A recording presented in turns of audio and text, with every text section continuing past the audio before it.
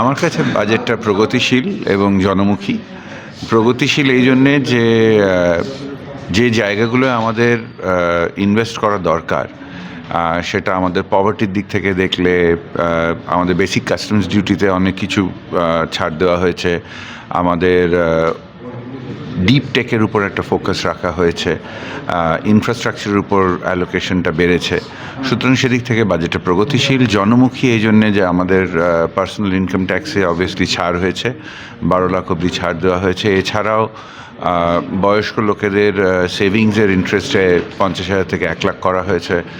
House রেন্টের স্ল্যাবটা বাড়ানো হয়েছে, টিডিএসের স্ল্যাবগুলো বাড়ানো হয়েছে, টিসিএসটাকে ডিক্রিমিনালাইজ করা হয়েছে। এগুলো সবই আমার মনে হয় জনমুখী এবং প্রগতিশীল। সুতরাং একদিক দিয়ে আমি বলবো বাজেটটা ভালো বাজেট।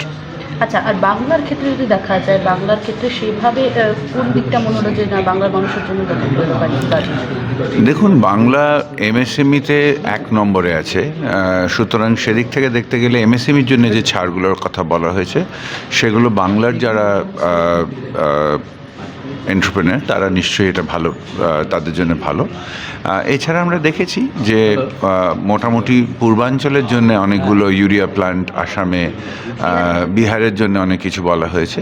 তো সেখানে আমার মনে হয় বাংলা এমএসএমইর ক্ষেত্রে যে মাইক্রো লোনসের কথা বলা হয়েছে, যে কিষাণ ক্রেডিটটা বাড়ানো হয়েছে, এগুলো বাংলার জন্য জনমুখী হবে। বাংলা হান্টের আরও খবর দেখতে নজর রাখুন। বাংলা খবর মানেই বাংলা হান্ট।